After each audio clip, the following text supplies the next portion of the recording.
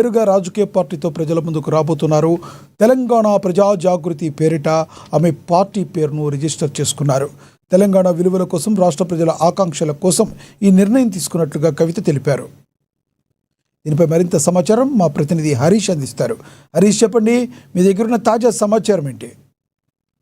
రైతు లక్ష్యంగా తెలంగాణ రాజకీయాల్లో మరో సెన్సేషన్ క్రియేట్ కాబోతున్న పరిస్థితి అయితే కనిపిస్తా ఉంది. ఇప్పటికీ ప్రాంతీయ పార్టీలకు సంబంధించి కావచ్చు, తెలంగాణ రాష్ట్రంలో ప్రాంతీయ పార్టీలకు సంబంధించి కూడా ప్రజలకున్న ఆదరణ కావచ్చు, గతంలో బీఆర్ఎస్ అలాగే కాంగ్రెస్ తో పాటుగా ఇతర పార్టీలు కూడా చాలా వరకు రూలింగ్ గవర్నమెంట్ లో వచ్చిన నేపథ్యం కావచ్చు. ఎందుకంటే ఇప్పుడు ఇక్కడున్న జాతీయ స్థాయి పార్టీలకు సంబంధించి కూడా ఎప్పుడు తెలంగాణలో రూల్ చేయలేని పరిస్థితి ఉన్నది. ఇప్పటికే 10 సార్లు బీఆర్ఎస్ పార్టీ కావచ్చు, ఇప్పుడు కాంగ్రెస్ పార్టీ మరోసారి అధికారంలోకి వచ్చిన పరిస్థితి కావచ్చు. మొత్తంగా మరో ప్రాంతీయ పార్టీ కూడా తెలంగాణలో పురుడు పోసుకోబోతున్న పరిస్థితి అయితే కనిపిస్తా ఉంది. ఇక మాజీ సీఎం కేసీఆర్ కూతురు కల్వకుంట్ల కవిత 25వ తేదీకి సంబంధించి కూడా తమ పార్టీని అనౌన్స్ చేయబోతా ఉన్నది. ఇప్పటికే బీఆర్ఎస్ పార్టీ వీడిన తర్వాత కూడా సామాజిక తెలంగాణ లక్ష్యంగా కూడా ఆమె పోరాడుతున్న పరిస్థితి అయితే కనిపిస్తా ఉంది. ఉద్యమకారులకు సంబంధించి కావచ్చు, తెలంగాణలో నీళ్లు నిధులు నియామకాలకు సంబంధించి కావచ్చు, గత 12 ఏళ్లలో రాష్ట్ర ప్రజలు ఏ విధంగా ఇబ్బందులకు గురయ్యారు, ఇప్పుడు ఆమె సంబంధించి కూడా పార్టీలో ఏ విధంగా సిద్ధాంతాలు ఉండబోతా ఉన్నాయి, ప్రజలకు సంబంధించి కూడా పార్టీ ఏ విధమైన అంశాలను ఆమె ప్రస్తావించబోతా ఉన్నది, పార్టీ సిద్ధాంతాలు కావచ్చు. ఇక తెలంగాణలో మరో మహిళకు సంబంధించి కూడా పార్టీ పెట్టడం మొట్టమొదటిసారి అని చెప్పొచ్చు. ప్రధానంగా ఇప్పుడు ప్రాంతీయ పార్టీలతో పాటుగా జాతీయ పార్టీలను ఢీకొట్టే విధంగా కూడా తెలంగాణ జాగృతి అధ్యక్షురాలు కవిత పార్టీ పెట్టబోతున్న నేపథ్యం అయితే కనిపిస్తా ఉంది. 20వ తేదీన మేడ్చల్ జిల్లాలోని మునీరాబాద్ లో పార్టీకి సంబంధించి కూడా అనౌన్స్ చేసేందుకు ఇప్పటికీ సిద్ధమైన నేపథ్యం అయితే కనిపిస్తా ఉంది. ఇక మొత్తంగా తెలంగాణలో ఇప్పటికే ప్రధాన పార్టీల మధ్య పోరు కావచ్చు, ప్రాంతీయ పార్టీల మధ్య పోరు కొనసాగుతున్న నేపథ్యంలో కొత్త పార్టీ కావచ్చు, కొత్త సమీకరణను మారే అవకాశం అయితే కనిపిస్తా ఉంది. ఇప్పటికే పదే ఇదే అంశాన్ని కూడా కవిత ప్రస్తావిస్తూ వచ్చిన నేపథ్యం కావచ్చు. స్వయంగా తన నాన్న ఏదైతే మాజీ సీఎం కేసీఆర్ పైన కావచ్చు, తన కుటుంబం పైన కూడా ఆమె ఆరోపణలు కావచ్చు, విమర్శలు చేసిన పరిస్థితి అయితే ఉన్నది. ఇప్పటికే కుటుంబంతో కూడా తెగదెంపులు చేస్తున్నది. తను ప్రజలకే అంకితం, ప్రజాసేవకి అంకితం అన్నట్టుగా కూడా చెప్తూ వస్తున్న పరిస్థితి కావచ్చు. ఇక మొత్తంగా తెలంగాణ సెంటిమెంట్ అలాగే సర్వోదయ నినాదంతో ఆమెకు ప్రజల్లోకి వెళ్ళడం, ఇప్పుడు పార్టీ పెట్టడం కూడా ఒక లక్ష్యంగా చేసుకున్న నేపథ్యం అయితే కనిపిస్తా ఉంది. ఎజెండా కావచ్చు, ఈ పార్టీకి సంబంధించి కూడా పేరు ఖరారయ్యే అవకాశాలు అయితే కనిపిస్తా ఉన్నాయి. తెలంగాణ జాగృతి, ప్రజా జాగృతి పేరుతో కూడా పార్టీ పెట్టబోతున్నట్టుగా కూడా సమాచారం అందుకున్న నేపథ్యం అయితే కనిపిస్తా ఉన్నది.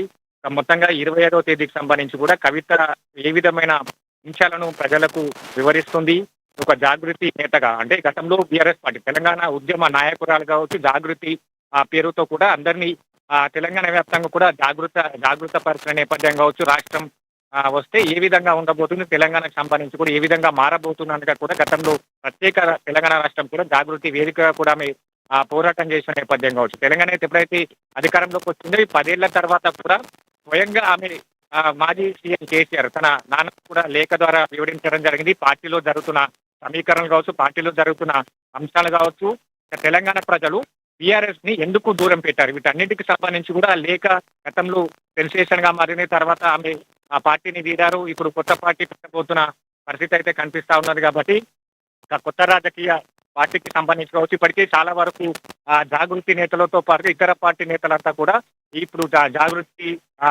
చేరుతున్న ఈ పార్టీలో చేరుతున్న నేపథ్యం అయితే కనిపిస్తుంది. దాదాపుగా వేల సంఖ్యలో కూడా ఇప్పుడు జాగృతి పార్టీలో చేరిన నేపథ్యం అయితే కనిపిస్తుంది. దాంట్లో బీఆర్ఎస్ నుంచి కావచ్చు, ఇతర పార్టీలు, ఆమ్ ఆద్మీ పార్టీ నుంచి కావచ్చు, ఇతర పార్టీలకు సంబంధించి కావచ్చు, బీజేపీ కాంగ్రెస్ లాంటి పార్టీలకు సంబంధించి కూడా కార్యకర్తలంతా కూడా జాగృతి పార్టీలో చేరిపోయారు.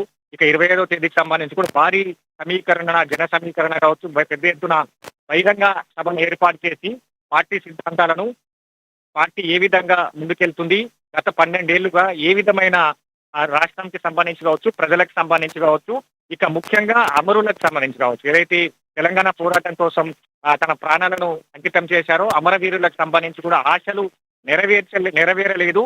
ఇప్పుడు వారి ఆశయాల మేరకు నేను పార్టీ పెడతా అన్నట్టుగా కూడా ఆమె ప్రకటిస్తా ఉన్న నేపథ్యం అయితే కనిపిస్తా ఉంది. కాబట్టి మొత్తంగా ఇప్పుడు తెలంగాణలో రాజకీయ సమీకరణలు మారే అవకాశం అయితే కనిపిస్తా ఉంది. ఇక ముగ్గురిని, ఈ 3 పార్టీలను కూడా టాకిల్ చేసే విధంగా, విమర్శే విధంగా కూడా ఎల్లుండి 25వ తేదీకి సంబంధించి కూడా ప్రసంగం ఉండబోతున్న పరిస్థితి ఉంది. దాదాపుగా గంట పాటు కవిత ప్రసంగించబోతా ఉన్నారు.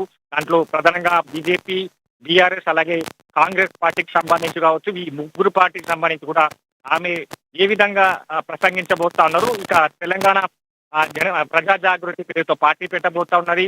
అదే పార్టీ కంటిన్యూ అవుతుందా లేదా టీఆర్ఎస్ కి సంబంధించి, ఎందుకంటే టీఆర్ఎస్ గా మారింది. టీఆర్ఎస్ కి సంబంధించి కూడా రిజిస్ట్రేషన్ ఆ పార్టీకి సంబంధించి దాన్ని కొనసాగించాలి. వీటన్నిటికి సంబంధించి కూడా అన్ని అంశాలన్నిటిని కూడా సీక్రెట్ గా మెయింటైన్ చేస్తూ వస్తున్నారు. పార్టీ జెండా ఏంటి, పార్టీ ఎజెండా ఏంటి, పార్టీ పేరు ఏంటి, వీటన్నిటికి కూడా ఒక లీక్ లేకుండా కూడా మెయింటైన్ చేస్తూ వస్తున్న నేపథ్యం అయితే కనిపిస్తా ఉంది. కాబట్టి జనజాగృతికి సంబంధించి కావచ్చు, ఈ పార్టీ అదే పేరుతో కొనసాగుతుందా, ఇతర పార్టీ పేరు తీసుకుంటారా, అసలు ఏ ఎజెండాతో కవిత ముందుకెళ్తుంది, ఏ విధంగా రాజకీయాల్లో నిలదొక్కుంటుంది. ఎందుకంటే ఖచ్చితంగా చెప్పింది వచ్చే ఎన్నికలకు సంబంధించి కావచ్చు, టార్గెట్ మా వచ్చే ఎన్నికలకు సంబంధించి మేము తెలంగాణలో జాగృతి జెండా ఎగరవేస్తామన్నట్టుగా కూడా ధీమా వ్యక్తం చేస్తున్నారు. కాబట్టి అయితే హరీష్, ఒక రకంగా చెప్పాలంటే ఇది కవిత గారి యొక్క కలగా భావించవచ్చా?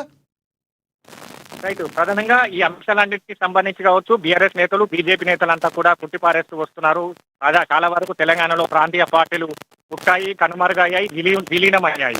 వీటన్నిటికీ కావచ్చు, ప్రజల ఎప్పుడైతే అభివృద్ధి వైపు ఉంటుందో, ప్రజలకు అభివృద్ధి ఆ పార్టీ మెప్పు ఉంటుందో ఆ పార్టీ వైపే ప్రజలు ఉంటారు. ఎవరైతే ప్రజలకు సేవ చేస్తారో ఆ పార్టీ వైపే ఉంటారన్నది కూడా వీరన్నిటిని కూడా కొట్టిపారేస్తున్న నేపథ్యం అయితే కనిపిస్తా ఉంది. కాబట్టి కవిత సంబంధించిన వ్యూహంలో ఏ విధంగా ఉంది, ఆ వ్యూహానికి సంబంధించి ఆయన ప్రజలకు ఏం చెప్పాలనుకుంటుంది, పార్టీ ఎందుకు బీఆర్ఎస్ పార్టీని ఎందుకు వీడవలసి వచ్చింది, బీఆర్ఎస్ పార్టీ సొంత కుటుంబం పైనే ఆరోపణలు ఎందుకు చేయవలసి వచ్చింది, ఈ సిచ్యువేషన్ లో ప్రత్యేకంగా ఈ పార్టీ పెట్టడానికి డిసైడ్ ఎందుకు చేసుకుంది, వీటన్నిటికి సంబంధించి ప్రజలు కావచ్చు, ఇక్కడ ముఖ్య పార్టీ నేతలకు సంబంధించి కావచ్చు, ఒక డైలామాలో పడిన పరిస్థితి అయితే కనిపిస్తా ఉన్నది. కాబట్టి మొత్తంగా దీనికి పులి స్టాప్ పడనుంది 25వ తేదీ. అసలు పార్టీ సిద్ధాంతం ఏంటి, పార్టీకి ఆశయాలేంటి, పార్టీకి సంబంధించి ఏ లక్ష్యంతో పార్టీ ముందుకెళ్తుంది, ఇక అమరుల త్యాగాల సంబంధించిన ఏదైతే అమరవీరులకు సంబంధించి కూడా ఆశయాలతోనే ఈ పార్టీని పెట్టబోతా ఉన్నట్టు కూడా ప్రకటించారు. కాబట్టి అసలు ఏం